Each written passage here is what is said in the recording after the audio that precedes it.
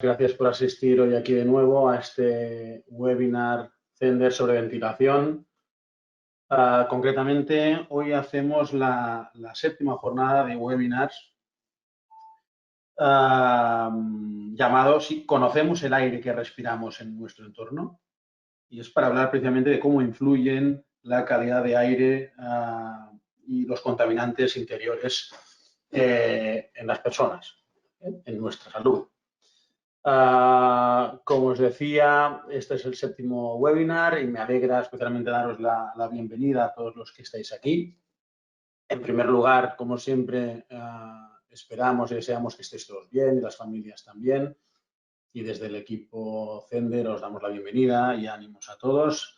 Ya esta situación que hemos pasado estos últimos meses parece que al menos temporalmente está llegando casi a su fin y estamos volviendo todos más o menos a la normalidad.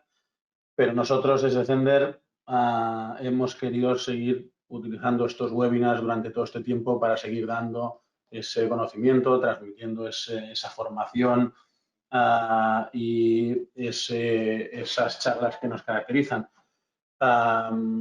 Creemos ya que hemos acabado esta primera jornada de estos 7 webinars. Más adelante organizaremos otras sesiones, otras jornadas. Hoy este séptimo es la última de esta primera tanda, con lo cual provisionalmente hasta ahora nos despediremos con esta última charla, con este último webinar. Y simplemente daros las gracias por seguir aquí, animaros a que sigáis conectados, a que sigáis este webinar hasta el final.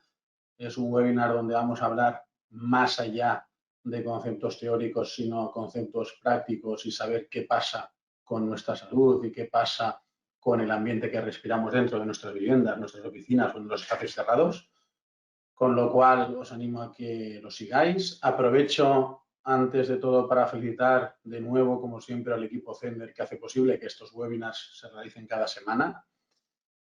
Y sin más, os introduzco a Alex Sanchiz, que es el responsable de formación de Zender Group Ibérica, quien nos moderará hoy esta sesión y empezará también haciéndonos la introducción. Buenos días, Alex. Hola, Josep. Buenos días y muchas gracias por la introducción. Como comentaba Josep, en la jornada de hoy hablaremos de la importancia de ventilar, conocer estos componentes, estos contaminantes interiores que ya vimos en anteriores sesiones, en concreto en la sesión número 2, que todos aquellos que no lo hayáis podido ver o que queráis refrescar la sesión, tendréis el link de la grabación en nuestro chat y daremos un poquito, iremos más allá de lo que se comentó. Iremos a estudios reales, monitorizaciones, a estas ponencias que nos tienen preparadas tanto Josep Castellà como Daniel Sánchez. Josep Castellà es el director de sistemas. Estos sistemas sería la ventilación interior confortable y los sistemas de climatización radiante en Zender España. Y Daniel Sánchez es arquitecto técnico por la Universidad Politécnica de Madrid, técnico de la plataforma de edificación Passive House y diseñador Passive House, certificado por el Instituto de Passive House. Buenos días a los dos. Ambos nos enseñarán estudios, nos enseñarán análisis, monitorizaciones, escuelas de viviendas mejor construidas, con mejor aislantes, mejores envolventes o peores, y veremos el efecto que tiene los contaminantes interiores, esta calidad del aire interior, directamente en nuestra salud. Decíamos, tendremos los 3 bloques, una breve introducción en la que volveremos a refrescar estos conceptos de la calidad del aire interior. Participará en el siguiente bloque Daniel Sánchez y acabaremos con la ponencia de Josep Castellà. Antes de iniciar esta introducción de los conceptos para que luego nos los profundicen tanto Daniel como Josep, me gustaría hacer una breve introducción de Zender y del grupo Zender. Zender es una marca que pertenece a este grupo que nombraba, al grupo Zender, un grupo multinacional suizo que tiene presencia en todo el mundo. En España, la presencia de este grupo, del grupo Zender, viene desde hace más de 30 años, con la marca de alto standing de ralladores y toalleros Runtal. Seguramente Runtal es una marca conocida para muchos de vosotros. A finales de los años 90, el grupo Zender era uno de los primeros fabricantes de ralladores del mundo y además el primer fabricante de toalleros de baño. A partir del año 2000, Zender empezó a desarrollar la ventilación doméstica de alta eficiencia, pero ofreciendo un sistema completo y de altas prestaciones. De esta manera, se acabó convirtiendo en líder en este segmento y facturando en la actualidad más de 300 millones de euros. Estos sistemas se empezaron a introducir en España a partir del año 2010 y no fue casualidad que fuese en estas fechas, porque vino acompañado de la introducción del edificio de consumo casi nulo y la aparición de estándares como Passive House, con quien Zender colabora estrechamente en todo el mundo. Y además hoy contamos con una persona que representa a este instituto aquí en España. Zender cuenta con estas 4 líneas de negocio: radiadores de diseño, ventilación interior confortable, los sistemas radiantes de calefacción y refrigeración y las soluciones de aire limpio. Decíamos que primeramente haremos un refrescamiento, volveremos a comentar, a refrescar conceptos que vimos en la sesión 2, en la que vimos el por qué ventilar y la importancia de tener una buena calidad del interior, teniendo en cuenta los contaminantes que nos encontramos en el exterior y en el interior. Para garantizar una buena calidad de vida, necesitamos alcanzar unas condiciones de comodidad y de confort en nuestra vivienda. En la actualidad, pasamos el 90% de nuestro tiempo en espacios cerrados, lo que hace más importante trabajar este confort interior. Pasamos el 90% de nuestro tiempo en espacios cerrados, pero por otro lado nos encontramos que el aire interior se encuentra hasta 7 veces más contaminado que el exterior y que 1 de cada 2 viviendas pues, está contaminada, no está correctamente trabajada, ventilada. ¿Qué nos encontramos? Que tiene un efecto directo en nuestra salud, un efecto en enfermedades, en alergias que van en aumento y que 1/3 de la población de los países industrializados sufre alergias a causa de esta mala ventilación y de mala calidad interior, y además, en su punto más grave, causa muertes que están tasadas y que se habla de 20.000 muertes al año en España a causa de la mala calidad de aire. Por lo tanto, es importante conocer qué contaminantes nos encontramos, cómo trabajarlos cada uno de ellos y cómo evitar altas concentraciones que sean perjudiciales para nuestra salud. Por lo tanto, la ventilación es el principal medio, es el principal principio para lograr una correcta limpieza, salud y higiene en nuestros sitios de trabajo, en nuestras oficinas o en nuestras viviendas. Uno de estos contaminantes que ya vimos en las sesiones anteriores son los ácaros del polvo, polen, contaminantes que pueden introducirse directamente desde el exterior, pero que si no tenemos un correcto calidad del interior, nos encontramos en que favorecemos a la proliferación de estos patógenos que cada vez causan más sensibilidad y que se habla de que al final del año 2050 casi la mitad de la población tendrá algún tipo de alergia, algún tipo de sensibilidad hacia estos patógenos a causa de la mala ventilación y de la mala calidad de aire interior. Nos encontramos más contaminantes que se generan en el interior de nuestra vivienda y que hemos de evitar acumulaciones. Hemos de extraerlos al exterior. Contaminantes como los compuestos orgánicos volátiles que se generan en el interior de nuestras viviendas, impulsados o aportados en nuestra vivienda a causa de los materiales. Dependiendo de con qué materiales trabajemos, tendremos una mayor o menor cantidad de estos compuestos orgánicos volátiles y serán más o menos dañinos hacia nuestra salud. Pues son componentes que nos encontramos en las viviendas y que es importante conocer que los tenemos y conocer cómo podemos evitar altas concentraciones que sean perjudiciales para la salud. Por ejemplo, puede ser el gas radón, un gas radioactivo que se encuentra de forma natural y que en altas concentraciones es peligroso, es negativo para la salud, que es el segundo problema de cáncer de pulmón. Pues es importante conocer que existen, conocer que los tenemos y cómo trabajarlos. Porque luego veremos con los casos prácticos, con estas monitorizaciones que nos aportan tanto Daniel como Josep, que podemos conocer en mayor o menor cantidad, pero no los trabajamos correctamente.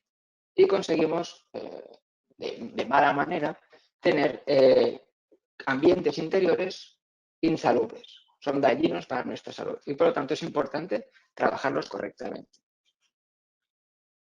Además, humedades muy elevadas o muy inferiores a lo recomendado, este rango de entre un 40 y un 60% de humedad relativa, que en concreto en la sesión 2, que os animo también a refrescar conceptos o bien a verla si no pudisteis asistir a la sesión, se pueden trabajar para evitar estas condensaciones que provoca la humedad y que además con condiciones interiores descontroladas favorecen a la proliferación de esta humedad.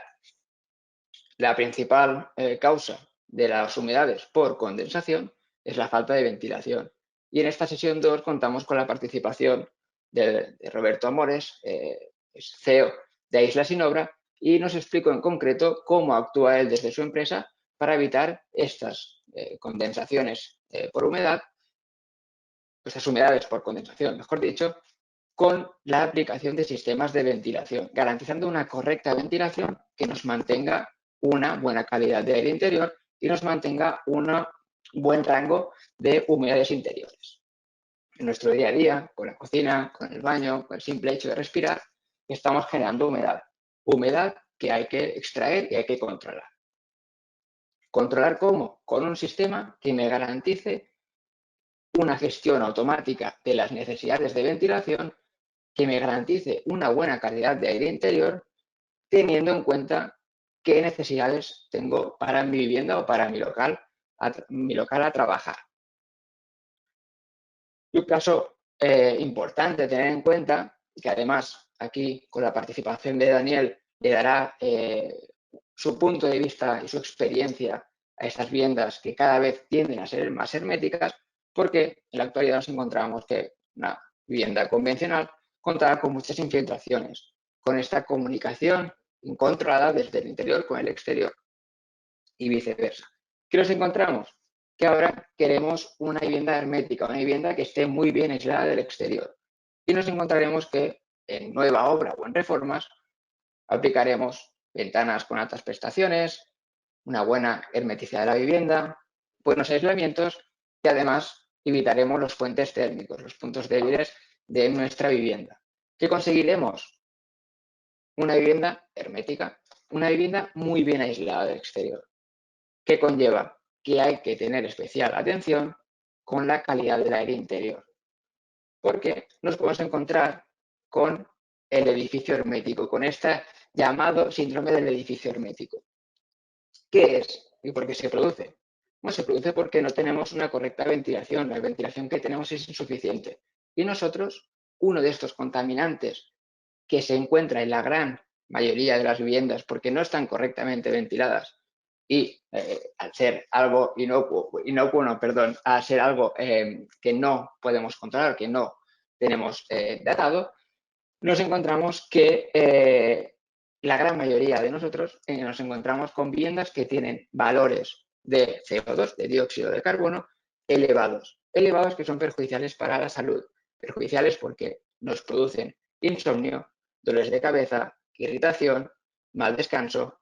Nos producen una serie de problemas que están contrastados, están estudiados y justamente tanto Daniel como Josep nos enseñan estudios que hablan del efecto del CO2 en la salud de las personas. Es importante tener una buena ventilación, una ventilación controlada y que estemos siempre por debajo de las 1000 ppm, partículas por millón, porque es la calidad del aire buena, la calidad de aire confortable. A partir de allí nos encontramos con aire de mala calidad, un aire que nos produce estos problemas.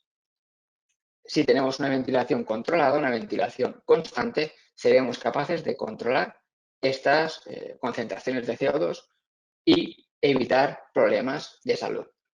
Si por el cambio tenemos una ventilación manual, en este caso una ventilación a través de ventanas a la hora de irnos a dormir y a la hora después de despertarnos, nos encontramos en que tenemos un gran periodo, pasamos muchas horas respirando un aire de mala calidad, porque no tenemos una buena ventilación, tenemos una falta de ventilación.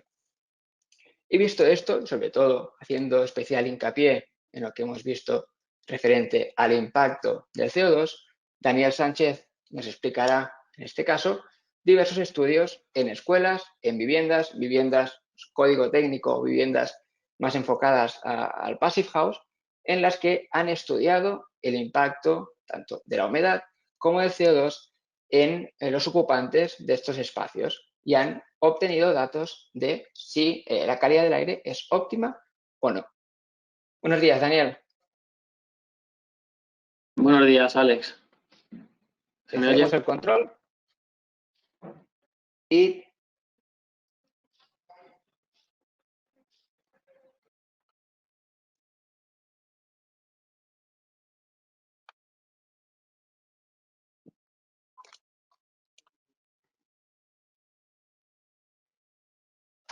Sí, creo que se ve ya.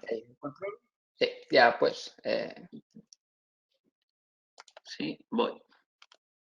Vale, bueno, buenos días a todos. Gracias por asistir a todos. Gracias a Alex, a Josep y a todo el equipo de Zender por invitarnos a participar. Y bueno, voy a introducir un poco qué es PEP, qué es Passive House, por qué podemos hablar de esto y qué hemos hecho, cómo está la situación, ¿no?, de lo que hemos monitorizado y que, bueno, que se viene repitiendo y que es un patrón común en todos los edificios construidos que no cuentan con ventilación mecánica. Lo primero, la plataforma de edificación Passive House, somos una asociación sin ánimo de lucro, compuesta a día de hoy por más de 750 socios individuales. He visto en el chat que están conectados algunos de nuestros socios, les mando un saludo desde aquí. También nos acompañan o nos apoyan en este mensaje más de 70 empresas en distintos niveles de implicación con la plataforma. En concreto, Zender, el anfitrión de esta jornada, pues es uno de los patrocinadores premium de la plataforma de edificación Passive House, ¿no? También tenemos 14 entidades amigas, que son entidades de otro tipo, universidades, etcétera. Más de 100 instituciones que se han adherido a un manifiesto por la eficiencia energética que promovemos.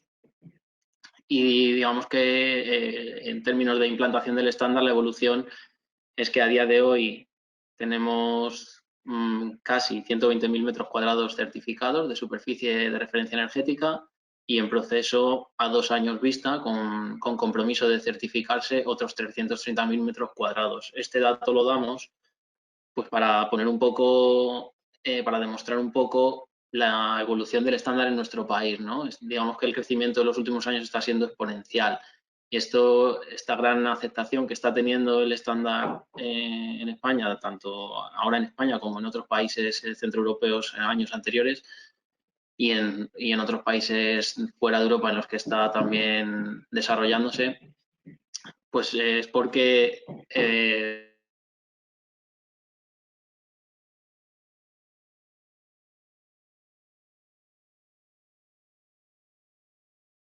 herramienta eficaz y de garantías, ¿no?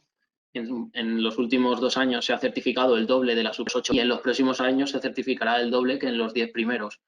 O sea que esa evolución no es casual y responde a algo, ¿no? ¿Qué hace PEP? PEP como asociación lo que su objetivo principal es divulgar el estándar Passive House y llevarlo a todos los ámbitos, tanto a profesional como a social como a institucional, con mensaje adaptado a cada uno del público objetivo que en ese caso haya y divulgando todas las ventajas que tiene el estándar, ¿no? Se hacen todo tipo de jornadas y de actividades. Aquí hay un pequeño resumen de lo que hicimos en 2019. Bueno, pues tenemos diferentes convenios, hemos hecho jornadas presenciales de varios días, jornadas divulgativas de unas horas, hemos hecho reuniones con reguladores, hemos participado en Construmat, en la edición anterior en Construtec. Bueno, hemos organizado un viaje por el norte de España, por los edificios Passive House más representativos. Y a la última línea, estudio de monitorización de colegios, es un poco lo que las diapositivas que he traído, que si bien no está publicado, tenía que haber estado publicado en marzo, pero lo tuvimos que posponer por las circunstancias obvias. Está a la espera de publicarse, pero entonces no podemos mostrarlo abiertamente, pero he traído alguna diapositiva que ya se mostraron también en la conferencia de Zaragoza, etcétera, y creo que la ocasión merece la pena, porque vamos a hablar precisamente de eso.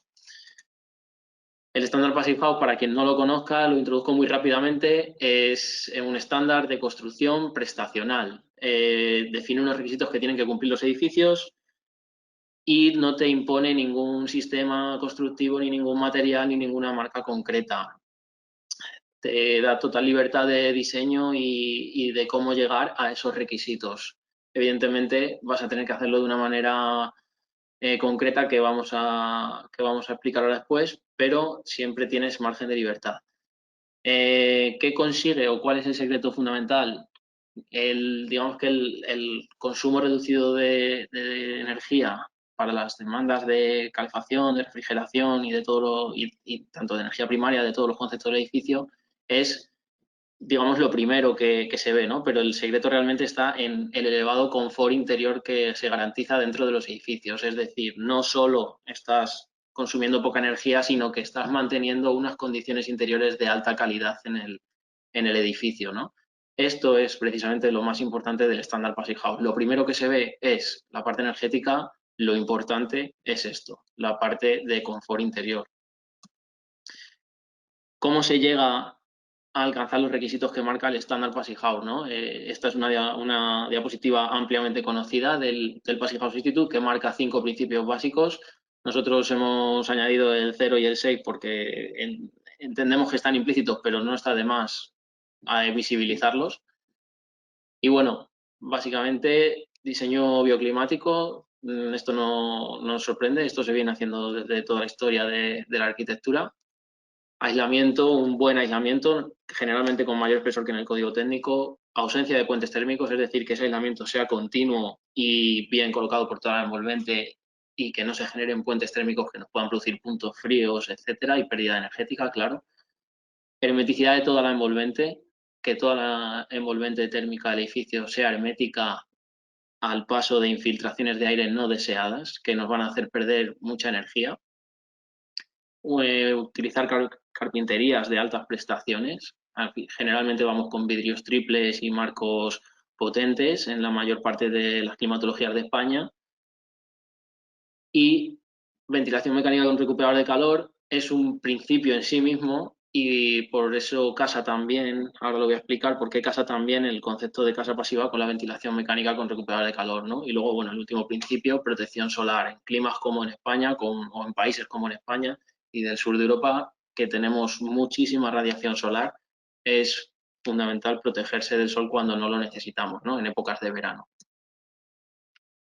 Estos principios realmente van enfocados sobre todo, si los podemos resumir de una manera en 2 puntos en vez de en 6, los podemos resumir en 1, envolvente muy cuidada, una envolvente muy potente, muy cuidada, muy bien trabajada, y la ventilación fundamental, una ventilación con recuperador de calor.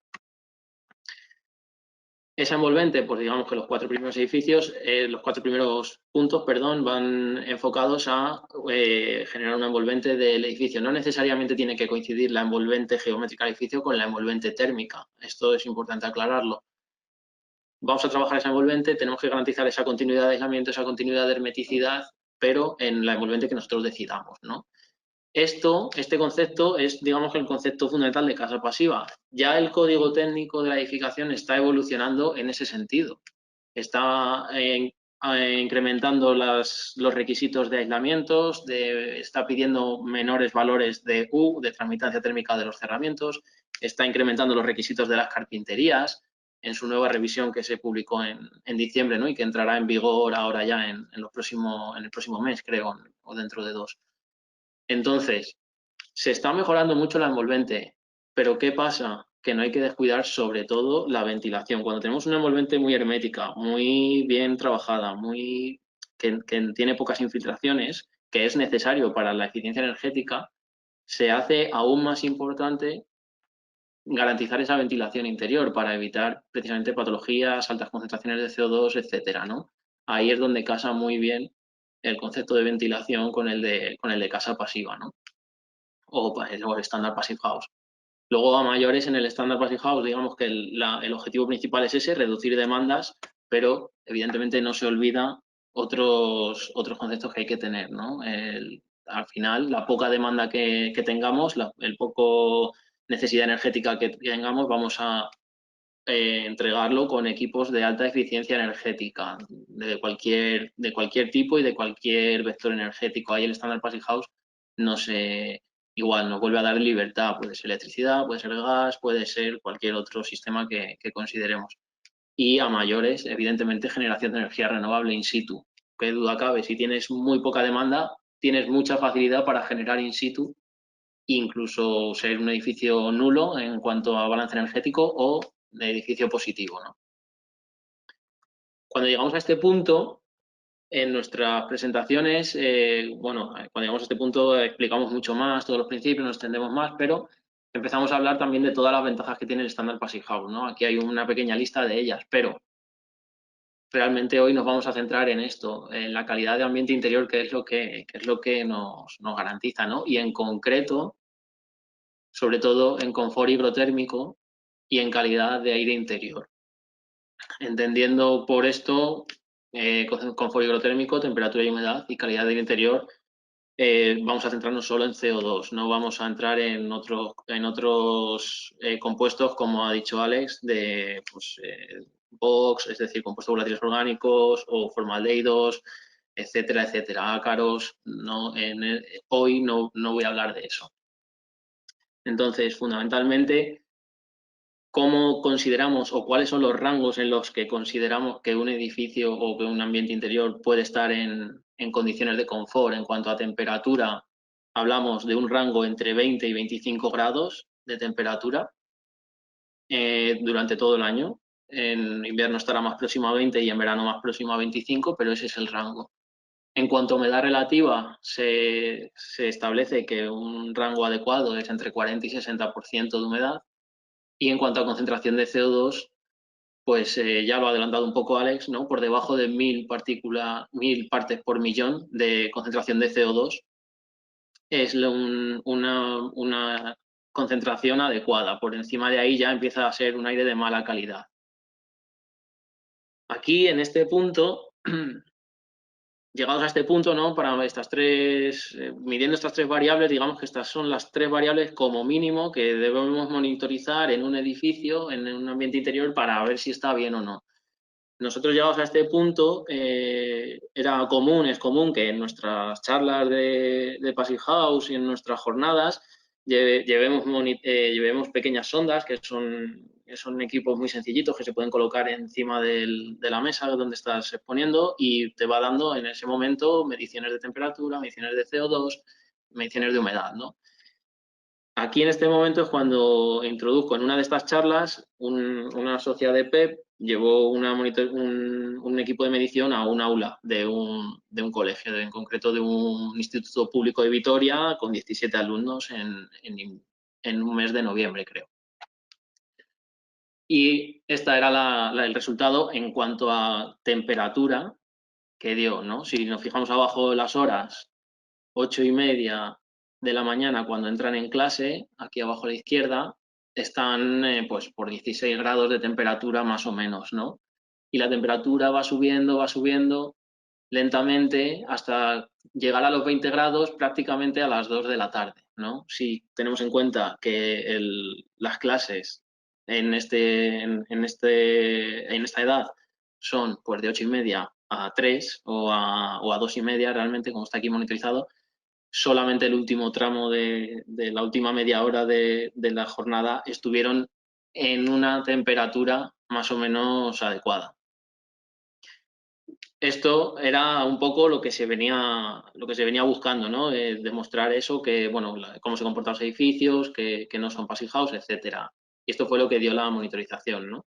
Esto no sorprende a nadie, hay noticias de esto y el año pasado y el anterior pues ya ha habido gran revuelo, ¿no? Porque está pasando esto, que se llegan a suspender clases incluso por olas de calor, ¿no? Esta noticia en concreto, pues queremos aulas y no saunas, pues fue muy sonada y bueno, pues es en Sevilla, ¿no? Y me diréis, pues qué fácil te lo pones, ¿no? Coges una noticia en Sevilla que hace calor. Pues lamentablemente no es solo así, o sea, no es solo esto. Esta noticia también es de Sevilla y, sorpresa, no solo pasan calor en las aulas, también pasan frío. Es decir, que los edificios realmente no están preparados o los edificios, sobre todo los más antiguos, ¿no? y hasta cierto punto edificios convencionales, construidos convencionalmente, se demuestra que no están preparados para luchar contra el calor, contra el frío, en concreto en este caso, a costa, o si lo mantienen es a costa de un alto consumo energético, ¿no? Con sistemas activos que demanden muchísima energía para mantener esas condiciones adecuadas. Pero realmente eso no fue la sorpresa de la medición. La sorpresa de la medición fue esta. A la vez que se estaba monitorizando temperatura, se estaba monitorizando CO2. Y sobre la misma gráfica se ha sobreimpresionado, ¿no? el resultado. Si hemos hablado antes de que un valor óptimo de CO2 es por debajo de 1000, si observamos los valores, empieza en 848, 608 al principio de la mañana, ¿no? 8:30, 9 de la mañana. Pero en cuanto que el aula empieza a tener ocupación, la concentración de CO2 empieza a subir. Empieza a subir 1200, 1600, 1800, 2900, 3800. En algún momento puntual baja, puede ser por un cambio de clase o por una apertura puntual de ventanas.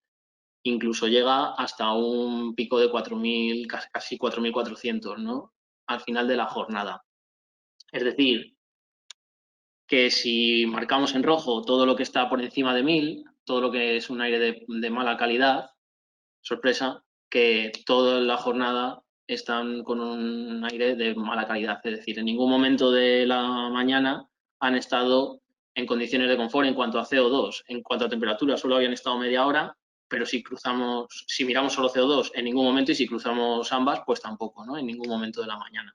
Esto nos llevó a aumentar, digamos, a extender ese estándar, ese estudio a más colegios, ¿no? Nosotros siempre llevábamos esta diapositiva, que ya no me voy a extender porque lo hemos hablado, porque el CO2 afecta a la concentración, en concreto en colegios, ¿no?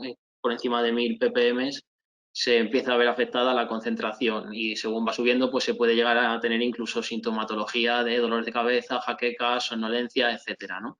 Esto más o menos es sabido, pero hay estudios que lo demuestran y que lo refrendan, ¿no? En nuestro estudio de monitorización de colegios, que surgió de esa monitorización primera que os acabo de explicar, lo ampliamos a 43 colegios en toda España, recogiendo temperatura, humedad y CO2 cada 5 minutos. Tenemos, ahora mismo no recuerdo el número, pero es un número altísimo de registros cogido y hemos hecho este ejercicio en todos ellos, ¿no? En todos y cada uno de esos colegios. Pero hemos fundamentado también la introducción del estudio, ¿no? Con otros estudios y pruebas que se han hecho que demuestran esto, ¿no? Este es en concreto uno de ellos, tenemos mucho más en la intro, ya cuando se presente el estudio lo podréis ver, pero bueno, al final lo que quería resaltar aquí de este estudio es que decía, se analizaron diferentes partículas de otros compuestos que puede haber en el aire y lo que más llamó la atención o lo que estaba por encima de la concentración siempre era el CO2. Todo más o menos estaba en rango, pero el CO2 estaba siempre por encima. Luego, además, analizaron el rendimiento escolar de los chicos que tenían según la concentración de CO2 que tenían, y los resultados dice la falta de concentración estaba asociada a concentraciones de CO2 por encima de los recomendados, ¿no? Es decir, que se demuestra con estudio empírico que el CO2 puede afectar a concentración. Aquí estamos hablando de colegios, pero esto se puede extrapolar a oficinas también, ¿no? Rendimiento en el trabajo, ¿no? Rendimiento laboral en edificios de oficinas, pues. Bueno, para tenerlo en cuenta. Otro estudio, este está basado en un estudio que se llama BRIC, que está hecho en Barcelona y que, bueno, demostró que hay pruebas de que en los edificios, aquí en este en concreto, además de CO2, también encontraron otros contaminantes dentro de los edificios, que eran partículas de NOx, etcétera, que pueden estar se encuentran con el tráfico rodado común de las ciudades, ¿no? Si un colegio está en una ciudad, pues también se puede ver afectado a esto. O sea, está permitiendo que entre del exterior todo eso. Una monitorización de un colegio en concreta en el que se ve un patrón de un día, más o menos un poco como la que se ha visto antes del Passage House Institute que nos ha puesto Alex, pero bueno, se repite el patrón. La línea roja de abajo es la concentración de CO2 según avanza la mañana. Igual, nada más entrar está bien, pero en cuanto que tiene ocupación el aula, por falta de ventilación adecuada, esto comienza a subir, pasa rápidamente de 1000 y continúa subiendo por la mañana, ¿no? Hay un punto en el que baja, que además está marcado con una franja más clarita en el medio, que es el recreo. Casualmente, cuando cuando se desocupa el aula, se ventila, se abren puertas, etcétera, la concentración de CO2 baja, ¿no? Pero luego vuelven del recreo y otra vez vuelve a subir y terminas por encima de rango siempre en la mañana, ¿no? Siempre está por fuera de rango el CO2. Arriba en verde está la temperatura interior del aula, ¿no? Que hasta las 10:30 de la mañana en concreto, en este día concreto, pues no llegaron a los 20 grados de confort, ¿no? Es decir, que las 2 primeras horas de la mañana pues no estaban en temperatura de confort y tampoco en CO2 a partir de los 20 primeros minutos prácticamente, ¿no? Esto no es un día solo, o sea, hemos querido demostrar que es un patrón que se repite. Esto es una semana, una monitorización de semana. Y se repite un poco el patrón igual. Cada día la línea roja abajo, bueno, se me ha olvidado mencionar que la línea azul que va por el medio es la temperatura exterior de medida, ¿vale? La temperatura de la concentración de CO2, perdón, con línea roja, pues igual, va marcando patrones. Con ocupación del aula, sube. Con desocupación o ventilación por ventanas o recreo o cambios de clases, baja. Sube, baja, pero cuando está ocupada, sube muy rápido y pasa de los 1000 con facilidad, ¿no? Esa es la idea fuerte con la que hay que quedarse. Y por su parte, la temperatura, pues igual, tiene dificultad para llegar a rango, sobre todo, por ejemplo, en los 2 primeros días, y en el tercer día solo llega a rango hacia el medio final de la jornada y así igual en el resto de los días, ¿no?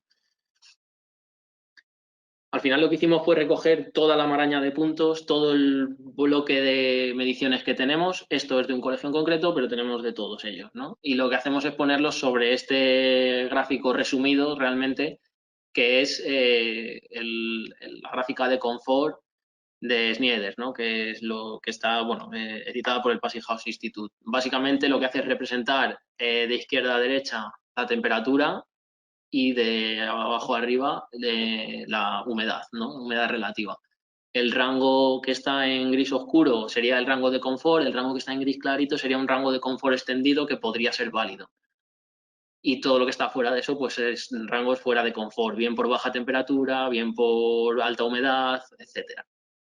O bien por alta temperatura, ¿no? El resultado era que aquí en concreto, por ejemplo, 51% del tiempo de las mediciones realizadas, digamos que están dentro de ese rango, dentro del rango de confort y de confort extendido, ¿no? El 51%, que ya de por sí es muy poco, es la mitad del tiempo que están en clase, ¿no? Pero esto es solo referido a 2 de las variables, es decir, a temperatura y a humedad. Si metemos la tercera variable, que es la de concentración de CO2, y ponemos en rojo y en amarillo, perdón, en rojo los puntos que están por encima, mientras que en amarillo y en verde están los puntos por debajo de 1000 ppm, no, lo he dicho bien al principio, perdón. En rojo por encima de 1000 ppm, verde y amarillo, rojo y amarillo por en... Bueno, verde hasta 850 ppm, amarillo hasta 1000, rojo por encima, ¿vale? Solo los rojos son los malos, ¿vale? Bueno, el resultado baja hasta 17%, es decir, solo el 17% del tiempo estamos en condiciones adecuadas. Podemos tener buenas condiciones de temperatura, pero malas de CO2 o viceversa. Es decir, que no estamos en buenas condiciones de confort interior en los edificios. Estos son colegios realmente, ¿no? Y me diréis, ¿y en un piso? Porque tú estás monitorizando colegios. Pues en un piso pasa 3/4 de lo mismo. Al final lo que importa es cuándo esté construido y cómo esté construido el edificio. Siempre que tengas ocupación, esto va a pasar. Si no tienes ventilación o si no tienes cuidado esa parte, ¿no? Esto es una monitorización de un piso. Explicar que el piso en sí es un piso antiguo de una edificación de hace casi 50 años, pero tiene hecha una reforma. Tiene hecho reforma de aislamientos, de carpinterías, etcétera, ¿no? Y tiene un concepto, al hacerse la reforma del piso, tiene un concepto abierto de salón, cocina unido y una habitación que se usa como despacho, que luego sale también la monitorización, también está unida, ¿no? Está, digamos, que no tiene puerta, está abierto, no está unido todo en un solo espacio rectangular, pero no tiene puertas, está todo abierto, ¿vale? Puede circular el aire libremente. Entonces, ¿qué pasa en el salón? Pues, a ver aquí, vale, aquí. ¿Qué pasa en el salón? Que esta es la ventilación, ¿no? Si por la mañana abrimos las ventanas, la concentración de ppm de CO2 baja. Aquí creo que se ve aquí arriba, a las 7:15 pues hay 800. A ese momento más o menos se abren las ventanas, se despierta la gente de la vivienda, abren ventanas y eso baja. Entonces empiezas el día con una buena concentración, pero poco a poco va subiendo y sube muy progresivamente porque es ese concepto abierto, ¿no? Porque la ocupación no está en el salón, está en la habitación de despacho. Entonces, bueno, luego llega la ventilación por la tarde, que es una ventilación por ventanas, que para más señas os diré que coincide a las 8 de la tarde con los aplausos que ha estado habiendo a las 8 de la tarde en estos meses de atrás, y vuelve a bajar, ¿no? Aunque se ha tenido algunas rendijas abiertas de la casa, no ha sido suficiente para mantener esto en un rango bajo, esto ha seguido subiendo, ¿no? ¿Qué pasa en la habitación despacho? Pues 3/4 de lo mismo.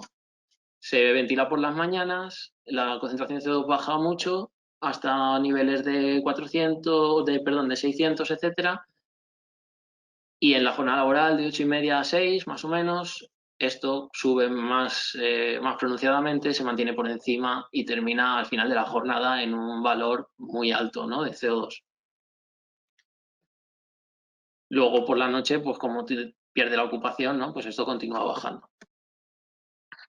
Y en el dormitorio, porque si por el día estamos en la habitación despacho, por la noche estamos en la habitación dormitorio.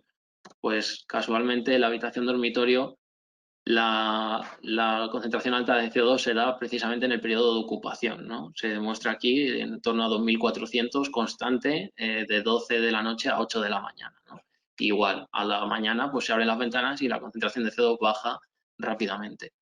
Pero claro, o sea, al ventilar por ventanas en estos casos se demuestra eficaz, pero no permite mantener la temperatura. Si se estuviese monitorizando temperatura a la vez, se notaría también en la bajada en temperatura si es un clima frío y perderíamos mucha energía, ¿no?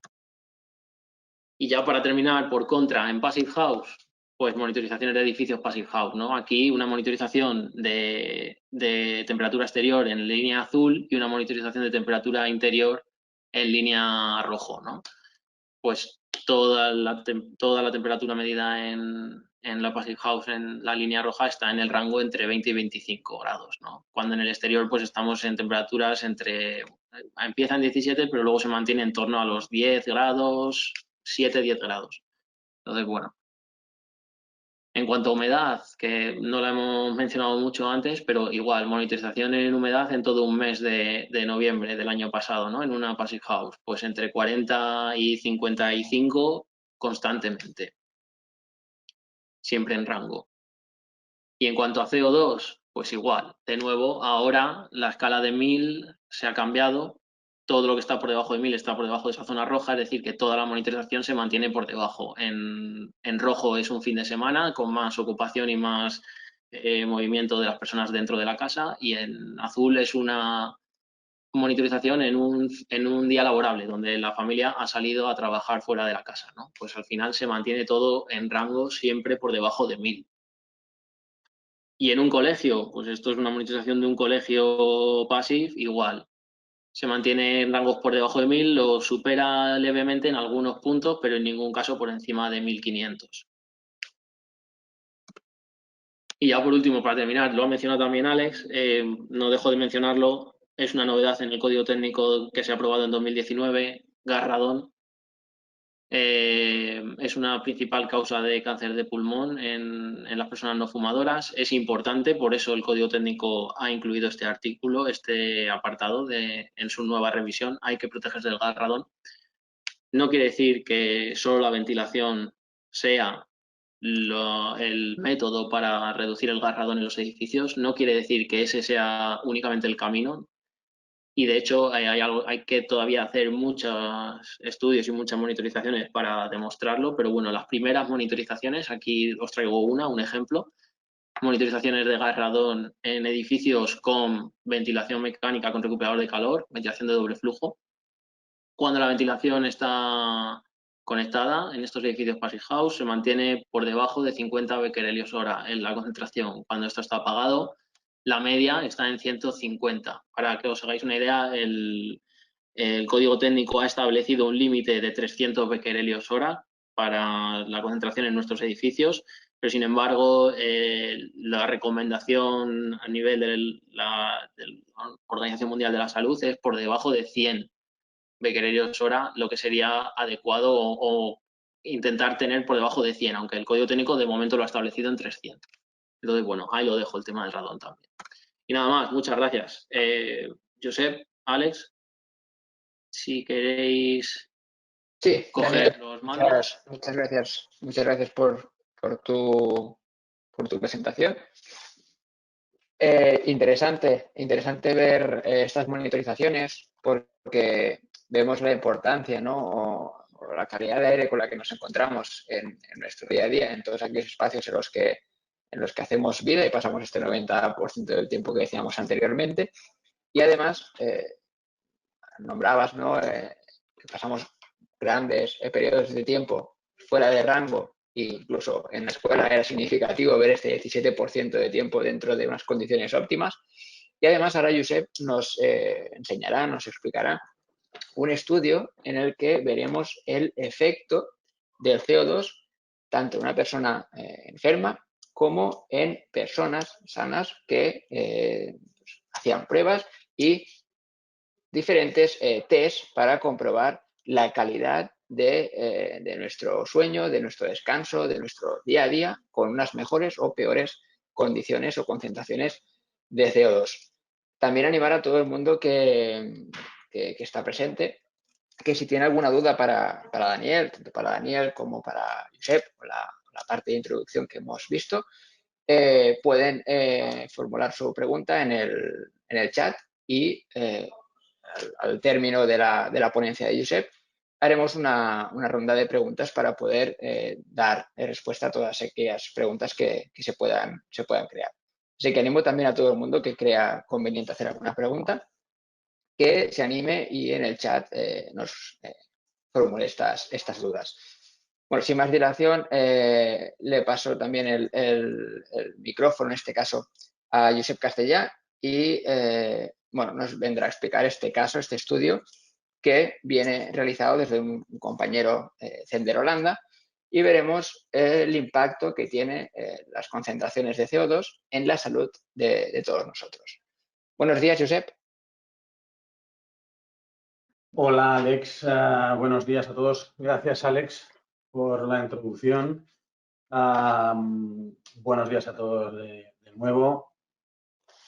Pues efectivamente, tal y como estaba introduciendo Alex, lo que vamos a ver ahora, lo que voy a explicar yo, prácticamente es un estudio. De hecho, hay dos referencias a estudios diferentes, ¿vale? Pero vamos a empezar por un estudio que se hizo precisamente desde nuestros colegas de Zender en Holanda, en este caso concretamente nuestro compañero Bart Kremers, que es un investigador de nuestro Zender Competence Center,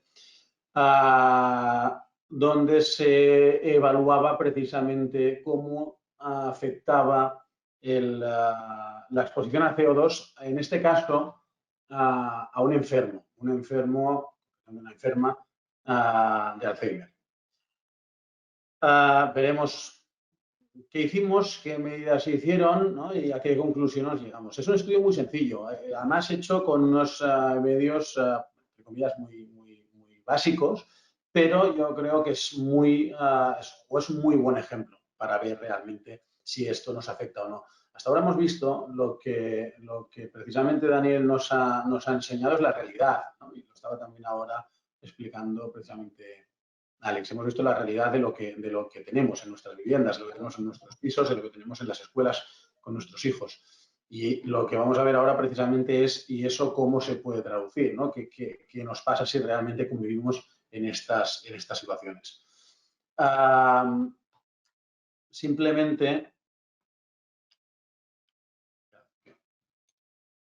pasaremos a la diapositiva. Bueno, simplemente hacer primero una pequeña introducción. Y precisamente en la introducción de este estudio, ¿no? Empezamos diciendo que un estudio sobre la evaluación de riesgos de Locke en 2011 indicaba precisamente que relacionar la mala calidad de aire interior con la corta esperanza de vida, ¿no? Que a veces hacemos referencias como relacionar pues, el riesgo de accidentes de coche, por ejemplo, con problemas cardíacos, ¿no?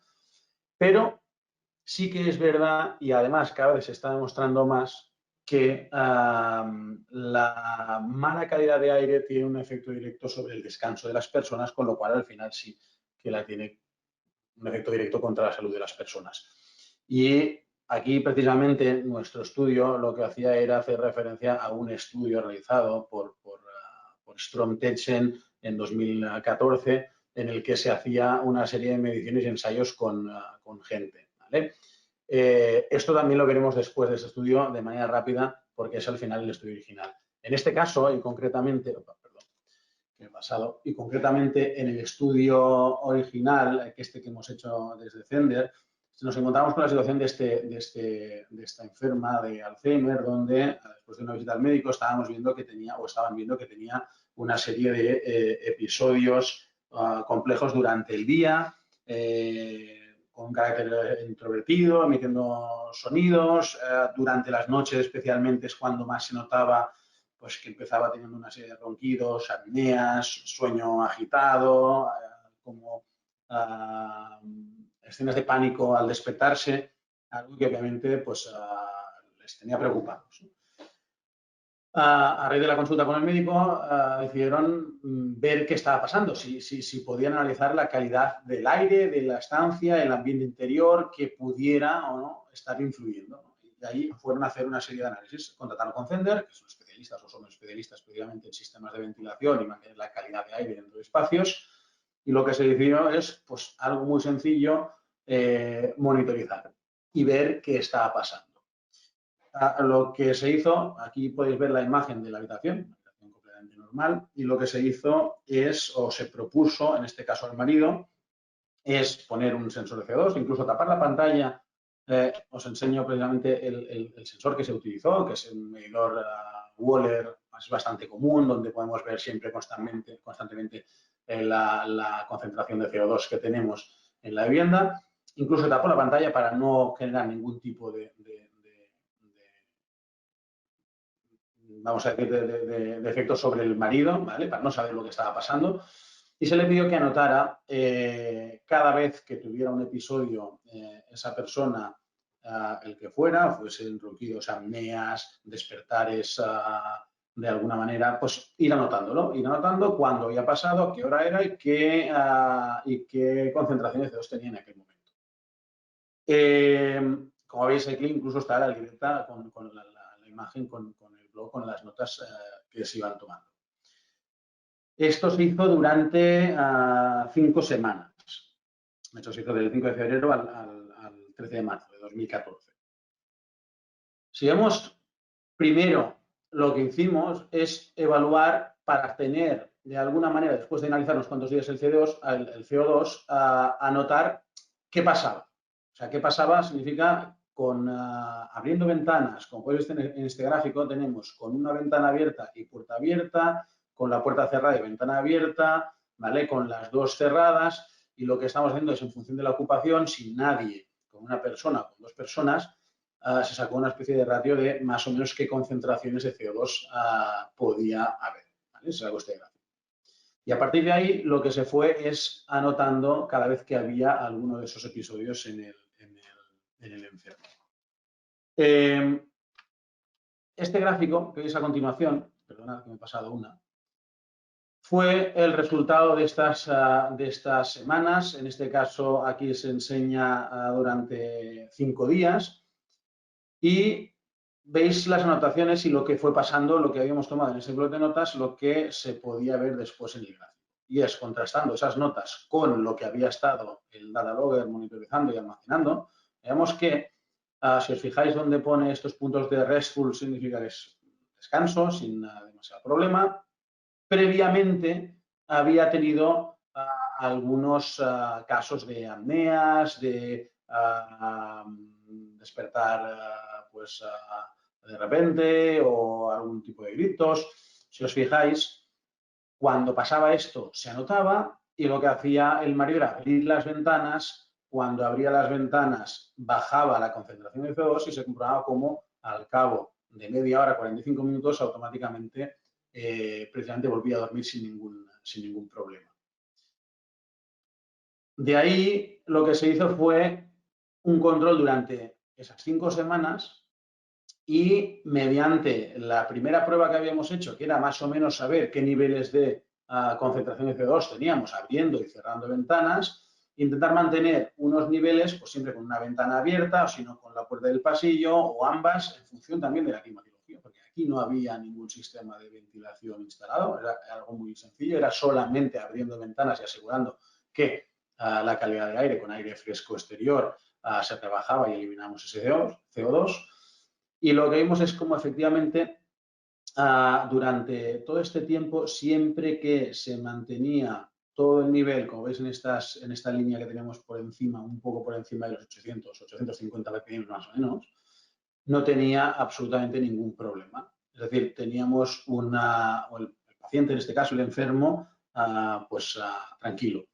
Veis que incluso hay algunos puntos que están más altos, ¿vale? Solamente algunos, y estos puntos precisamente coinciden en momentos donde se tenían que haber cerrado puertas y ventanas, y es porque era invierno, porque eran días fríos o de lluvia, y ahí veis algunos picos. Al igual era cerrar ventana de la vivienda, pero sí con la puerta abierta. ¿Vale? De todas maneras, si os fijáis, esa linealidad de asegurar ese nivel de CO2 en el interior siempre por debajo de los 1000 y cercanos a los 800 ppm, y estábamos viendo que en estos casos no tenía ningún tipo de efecto ni de problema adicional. Es un ensayo muy sencillo y realmente fue un poco casero, ¿vale? Al final teníamos que pedir al marido que fuera tomando notas y contrastarlo con la medición que hicimos con un sistema muy simple que podemos tener cualquiera en casa, pero nos demuestra precisamente algo muy evidente y es en función del nivel de CO2, siempre que teníamos niveles por encima o incluso viceversa, al revés, siempre que teníamos problemas, especialmente por la noche, era porque teníamos niveles de CO2 elevados y siempre que manteníamos estos niveles de CO2 controlados durante esas 5 semanas, automáticamente esos problemas desaparecían. ¿Vale? No solamente tenía estos problemas durante la noche, también pasaban durante el día y vieron que normalmente coincidía cuando habían tenido celebraciones, fiesta o visitas, invitados en casa. No significa que no puedan haber invitados en casa, significa que manteniendo la ventilación controlada, automáticamente esos problemas, hayan o no hayan invitados en casa, desaparecen.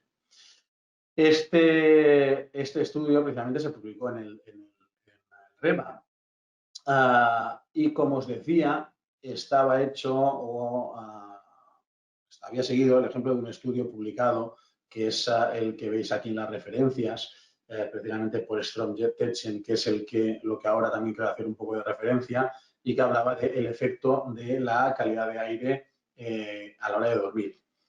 Y os hago referencia a ese estudio porque al final no deja de ser una pequeña ampliación de lo que hemos visto ahora, en este caso de un enfermo de Alzheimer, transpuesta a la gente normal. Al final, una de las conclusiones es que efectivamente la gente sana tiene una respuesta más adaptable a estos picos de CO2 o a estos niveles de CO2 más elevados, ¿vale? Tanto físicamente como mentalmente, sin tener que sufrir un comportamiento agitado o ningún problema muy claramente definido. Pero las personas que sufren algún tipo de demencia, como el Alzheimer, se está viendo que tienen esa poca capacidad de adaptación y al poco que el nivel de CO2 es por encima de un nivel bajo, porque 800 ppm o hasta 1000 ppm se considera un nivel correcto, ellos ya pueden empezar a tener problemas.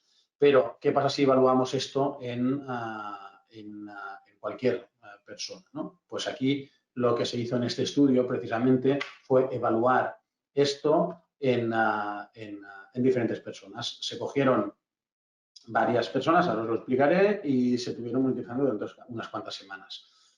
¿Por qué se hacía este estudio? Las primeras conclusiones o lo que se estaba viendo es que somos conscientes que pasamos una tercera parte de nuestra vida durmiendo. O sea, de hecho, durante la infancia es entre 12 y 14 horas, pero en la etapa adulta es entre 7 y 8 horas. O sea, al final de media puede ser un tercio de nuestra vida en nuestros dormitorios y durmiendo. Incluso según la Asociación de Sleep America decía, esto ya es en 2004, es más antiguo y seguramente este porcentaje ya ha aumentado, de que prácticamente la mitad de los chicos, alumnos en edad escolar, tenían teles en su casa y pasaban, o en su habitación, perdón, y pasaban muchas horas precisamente dentro de sus dormitorios. Incluso Beko en 2010 publicó que el 57% de los niños, en este caso en un estudio en Dinamarca, de los niños daneses, tenían una tasa de renovación de aire fresco en sus habitaciones que no cumplía a las mínimas exigencias por la EN, la 15.251, que es en la que se refiere, por ejemplo, como es el RITE, por ejemplo, en España en cuanto a requerimientos de ventilación. Es decir, que el 40% de los niños en Dinamarca, donde hay unos requisitos de ventilación, no requisitos, vamos a decir una experiencia mucho más alta que la nuestra, pues el 40% están en situación por debajo de lo que exigiría la propia norma. Y de hecho, algunos estudios como los de Labrecht en Jensen, por ejemplo, 2011, donde estimaba que en Bélgica, por ejemplo, la exposición a una mala calidad de aire es 16 veces superior en un dormitorio que en general en el resto de la vivienda, ¿vale? O estudios como los que vemos a continuación, donde dice que en este caso son dos estudios en Finlandia y en Holanda, se mostraba realmente una fuerte correlación entre la calidad del sueño y la capacidad de concentración al día siguiente. Es decir, al final, nuestro rendimiento al día siguiente en función de qué calidad de sueño hemos tenido, que está muy directamente relacionada con el nivel de CO2, es una correlación que hoy y cada vez más estudios lo demuestran. En este caso, lo que os decía, este ensayo, participan 20 personas de 10 nacionalidades diferentes. Cada una ocupaba un dormitorio monitorizado. No se utilizaron al final las 20 personas, solo 14. Al final, dos habían chicos jóvenes, pues habían tenido algún problema. Alguno no había ido a dormir esa noche, otro había ido a dormir acompañado y tenía que ir solo, ¿vale? Más algunos fallos. Pero de esos 14 sujetos, de esas 14 personas, se realizó los ensayos. Se hizo medición de temperatura, de humedad y de CO2 cada 5 minutos con un data logger similar a lo que hemos visto antes, en este caso un modelo diferente. De hecho, para la ventilación, porque este ensayo se hizo con ventilación y sin ventilación para poder hacer las comparativas. De hecho, se hicieron dos ensayos. Uno era abriendo ventanas y otro era con un sistema mecánico de ventilación. ¿Vale? Pues se hizo un cálculo de la ventilación considerando que era gente durmiendo y haciendo una ventilación mínima por debajo de una renovación hora. Se utilizó un monitorizador del sueño, ¿vale? Esta pulsera que hoy en día cualquier smartwatch ya lo puede realizar, ¿vale? Que medía la actividad cada 30 segundos. Y cada mañana todos los participantes tenían que contestar un test online 10 minutos después de levantarse. ¿Vale? Y ese test online era para analizar la capacidad de concentración, ¿vale? Y al final hacer un estudio de cuáles eran las condiciones con las que se levantaban después de haber dormido en función del CO2 que habían tenido en la habitación.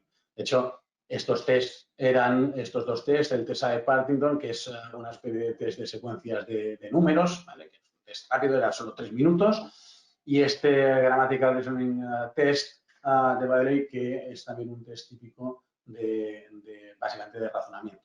Esos serían como test psicotécnicos que se hacían pasar 10 minutos después de despertarse y que ocupaban solo 7 minutos de tiempo. Además, se incluían varias preguntas, ¿vale? sobre esta especie de escala sobre el Sleep Quality de Groningen. Y además se analizaba también una escala analógica, que decían visual, donde en este caso se mostraban o se anotaban varios aspectos. Desde, bueno, aquí os dice sleep environment, sintomatologías, resequedad de nariz, de boca, bueno, condiciones físicas y condiciones físicas que se notan directamente en función de la relación de cómo habían dormido. La cuestión es que esto ya va más allá, no es simplemente que alguien mire y anote si vemos que está durmiendo bien o no, o simplemente una pulsera que monitorice, ¿no? Como hoy en día todos podemos tener y monitorizar nuestro sueño y lo podríamos realizar en casa. Ver cómo hemos dormido en función de si dormimos con la ventana abierta o cerrada, seguramente nos despertaremos más o menos veces, pero esto ya era más complejo. Aquí, digamos que aparte de monitorizar el sueño, monitorizamos el CO2, temperatura y humedad y lo que se hacía era después una serie de tests para ver la capacidad de concentración precisamente de las personas después de esa situación de haber dormido en la situación que correspondiera. ¿Vale? Los resultados, perdón, como os decía, se hicieron dos ensayos, uno era el piloto y el otro el ensayo final. La diferencia es que uno se hizo con menos medios y era similar al que hicimos nosotros con el enfermo de Alzheimer, que era abriendo y cerrando ventanas. En este caso, pues entre tener ventana cerrada o ventana abierta, las concentraciones cuando teníamos ventana cerrada de media oscilan entre los 1730 el día más bajo y 3900 ppm el día más alto. Esto coincide mucho pues, con lo que nos estaba enseñando ahora precisamente Daniel a nivel de CO2 o concentraciones elevadas. Y en cambio, cuando teníamos las ventanas abiertas, pues esa concentración de CO2 oscilaba entre 525 y 840 ppm. En el ensayo final, la diferencia es que en lugar de utilizarlo abriendo y cerrando ventanas, se hacía utilizando unas cabinas ya donde tenían unos sistemas de ventilación mecánica controlada. En cuanto aquí tienes otras propiedades añadidas, pero en cuanto a mantener la habitación ventilada, pues al final obviamente es muy similar, ¿no? Pues hacer abriendo ventanas, el problema es el control, ¿vale? O el filtraje o el control de la calidad de aire que tenemos, pero a nivel muy básico, abrir ventanas y eliminar CO2, pues es algo que ya nos puede servir, ¿no? Aquí lo mismo, sin ventilación, teníamos oscilando entre 1620 y 3300 ppm, pero en cambio si manteníamos esa ventilación, como decíamos antes, calculada para una situación de una persona en reposo, durmiendo y con una tasa baja de renovación de aire, manteníamos entre 800 y 900 prácticamente ppm. Son los dos gráficos que podéis ver aquí abajo. Lo que está claro es que la diferencia entre tener una habitación ventilada abriendo ventanas o con un sistema de ventilación constante o tener la habitación cerrada, que es lo que hoy podríamos estimar que prácticamente en España entre el 70 y el 80% de la población seguro la tienen, ¿vale? Pues hay una diferencia a nivel de concentración importante. Es decir, gran parte de la población estaríamos en esta situación entre 2.000, 2.300, 2.500, 3.000 ppm durante toda la noche. Los resultados, y para acabar, tanto del piloto como del ensayo final, y para no extenderme, aquí solo cojo, hay bastantes datos, pero solo he cogido de los datos que publican, pues algunos datos interesantes, ¿no? Que son los que nos interesan coger. Si os fijáis, podéis ver en la primera columna, freshness of air, ¿no? La sensación de la frescor del aire, que está considerado 100 el notar un aire fresco o 0 notar, tener sensación de un aire cargado, ¿no? Pues está claro que abriendo ventanas, en el caso de los pilotos, pues la puntuación de 70, 67 sería la media, pues frente a con ventana cerrada, pues es muy claro, ¿no? La percepción, pero después tenemos sensación de movimiento de aire, pero los más importantes para mí, los más significativos, precisamente por la relación entre el sueño y la calidad del CO2 y, por lo tanto, al mismo tiempo el rendimiento del día siguiente, es estas de aquí, ¿no? La capacidad de dormirse con ventana abierta, es decir, con aire fresco, estamos en una media de 75 prácticamente, frente a 60 de hacerlo con ventana cerrada o sin esa ventilación, ¿vale? O incluso si miráis este cuarto indicador, que es decir, la sensación de dormirse, ¿no? Al día siguiente con ventanas abiertas, de sentirse fresco 0 a sentirse dormido 100, pues es más bajo la sensación o la puntuación, que sería que es más próximo a sentirse más fresco cuando hemos dormido el día anterior con ventanas abiertas que cuando hemos dormido con ventanas cerradas. Y aquí incluso también nos aparece la sensación de sequedad nasal o de labios, pero me voy a la segunda tabla, donde en este caso son resultados sacados no del piloto, sino del segundo ensayo, que es el que llevaba ventilación mecánica, pero al final, para concluir un poco lo mismo, aquí hay algún indicador más que dice estado mental o sensación de descanso, ¿vale? Donde en el estado mental entre 0 de relajado o vamos a decir no estresado, no relajado, ¿no? Lo opuesto, al final, pues estamos diciendo que con sistemas de ventilación en marcha, generalmente estamos mucho más abajo que sin sistemas de ventilación. Es decir, hoy en día la mayor parte de la población estaría en esta situación, que es decir, entre relajado y no relajado, estresado, tenso, pues estaría más o menos a la mitad, ¿vale? Incluso en algunos aspectos hasta un poco por encima, mucho más en malas condiciones que si lo haces con ventilación, donde las condiciones son mucho más favorables. Y un poco lo mismo en el resto de indicadores, ¿vale? De descanso, pues entre cansado y descansado, ¿vale? Pues con ventilación apagada, la sensación de más cansado, porque sería lo más cercano a 0, o con ventilación funcionando de descansado, que sería lo más cercano a la puntuación de 100 que vemos aquí arriba, ¿vale? Y lo mismo en la sensación de dormirse al día siguiente, etcétera. Es exactamente lo mismo que estábamos viendo en la tabla anterior. Aquí, en los dos ensayos, lo que difieren son simplemente el hecho de haberlo hecho con una metodología más sencilla en el piloto, que era abriendo ventanas, y con una metodología ya un poco más compleja, que es poder hacerlo con un sistema de ventilación y no tener que andar abriendo y cerrando ventanas. Al final, como conclusión, yo creo que estas son las conclusiones más interesantes de este estudio, ¿no? Donde, a diferencia de lo que estaba precisamente evitando justo al principio, ¿vale? de Locke, que decía en 2011, donde relacionar la mala calidad de aire con incluso la esperanza de vida es casi una barbaridad, pero sí que aquí y desde aquí se han hecho ya muchos más ensayos. Lo que decía Strom, Tetchen y compañía al final es, ojo, que sí que hay una relación directa con estudios ya más profundos entre la capacidad de dormir, descansar y estar más fresco al día siguiente, que parece obvio, y el CO2 con el que hemos dormido. Y al final esto sí que afecta a nuestro estado mental y afecta a nuestro día a día. ¿Vale? Posteriormente de esto hay más estudios. De hecho, nosotros este mini estudio que hicimos con este enfermo de Alzheimer nos basamos en esto. E incluso, por si a alguien le interesa, un universitario precisamente de la Universidad de Eindhoven, en Holanda, hizo una ampliación de nuestro estudio también del enfermo de Alzheimer, cogiendo a otras personas y basándose también en este estudio de Strom Tetchen. Para mí, esto es todo. Simplemente mostrar estos dos estudios, que esto es la realidad. ¿Vale? Esto no es la teoría. Hemos monitorizado y tenemos 3.000, 4.000 ppm. Está muy bien, pero ¿cómo nos afecta? ¿Realmente esto nos afecta o no nos afecta?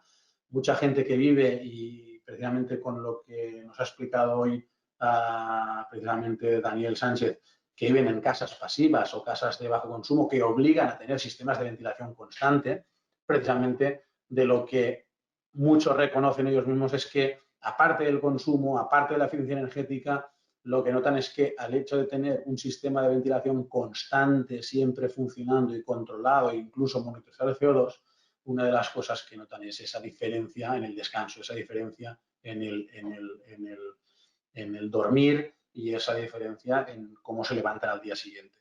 Yo, por desgracia, no tengo la suerte de vivir aún en una casa pasiva, no lo puedo confirmar, pero estos ensayos parece que van exactamente en la misma dirección. Sin más, Alex, te paso el micro otra vez y si tenéis alguna duda o alguna consulta o queréis también estos ensayos, nos lo decís, porque estos los tengo, os los puedo pasar sin ningún problema y lo podéis decir ahora en la sesión de preguntas si queréis. Muchas gracias, Josep.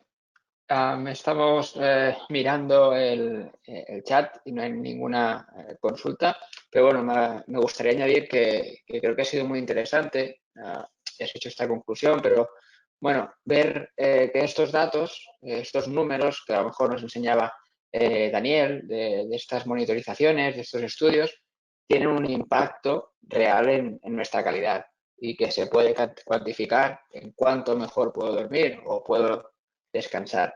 Entonces, creo que es muy interesante darle sentido a todos estos números y, bueno, animo también a eso, a todo el mundo que crea interesante hacer alguna pregunta, tanto en este caso yo como Daniel y Josep estaremos encantados de daros respuesta. Y mientras esperamos que a lo mejor se anime algún compañero, no sé si Daniel o Josep queréis añadir algo o tenéis alguna cosa que queráis complementar. Sí, Alex, hola. Pues sí, quería añadir un poco sobre esto último que había dicho Josep, ¿no? Que al final lo que vemos también aquí en la plataforma de edificación Passive House, pues nos llegan desde técnicos, ¿no? Hasta usuarios y también tenemos el feedback o la opinión de usuarios que ya viven en casas pasivas, ¿no? Y es eso, que digamos que habían llegado, ¿no? Lo que decía también en mi presentación, que habían llegado por el tema del ahorro energético, etcétera, pero que lo que de verdad les gustaba o lo que de verdad notan es ese ambiente interior bien, ¿no? En buena temperatura, que no está cargado, que no hace frío, que no hay corrientes, etcétera, ¿no? Y eso es digamos que es difícilmente cuantificable o no se le puede poner un valor económico, ¿no? Pero que sí que tiene desde luego mucho valor, ¿no? Y en el estudio de Josep pues se veía, ¿no? Te afecta directamente al descanso en ese caso concreto, pero te puede afectar a otras muchas cosas, ¿no? Pues eso, al rendimiento, a la concentración, etcétera. Entonces, bueno,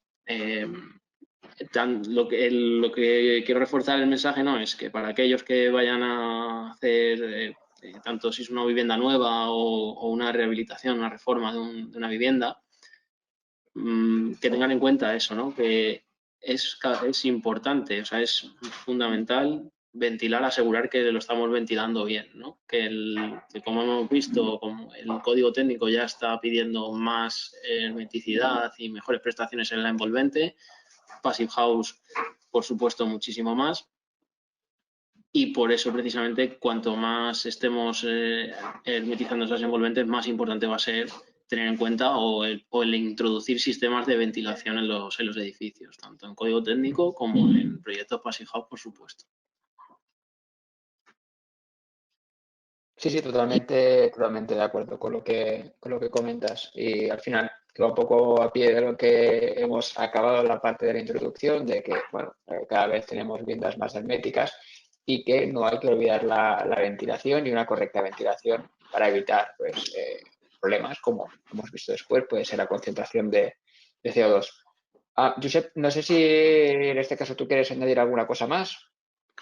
Bueno, poco más, simplemente reforzar lo que habéis dicho los dos, que es un poco la conclusión al final de lo que estaba presentando. Una vivienda eficiente, una vivienda incluso passive, hablando de passive house, lo que al final nos da ya no es una cuestión solamente económica o de ahorro, sino precisamente ese confort. Y no solamente por la calidad de aire gracias a la ventilación, que es un punto claro, sino es la temperatura estable interior, es seguramente el uso de materiales sin formaldehídos y con pocos compuestos, pero que al final todo eso repercute o en lo que realmente notamos es en lo que estábamos viendo al final del análisis, ¿no? Es en cómo repercute en nuestra salud y bienestar. Con lo cual, yo creo que la conclusión es clara, estoy de acuerdo 100% con Daniel y poco más yo creo añadir aquí. Vale, estamos mirando y no hay ninguna consulta, así que con la conclusión, ¿no?, que nos habéis dado ambos, creo que es un buen resumen para cerrar la sesión. Si alguien tiene alguna duda igualmente, se puede dirigir a nuestro correo electrónico formacion.zgs@zendergroup.com. seguirnos en todas nuestras redes sociales para estar actualizados de nuestras noticias y futuros tanto webinares como novedades que tengamos. Y además a todos os enviará también un cuestionario, una encuesta, el cual nos ayudan a mejorar y por favor, por eso agradeceríamos si lo podéis responder, y además se os enviará el link de la grabación de la sesión. Así que podréis volver a verla cuando queráis para refrescar conceptos. Y dicho esto, yo por nuestra parte cerramos la sesión. Agradecer tanto a Daniel como a Josep su tiempo y su ponencia. Y bueno, hasta aquí y muchas gracias a todos por asistir.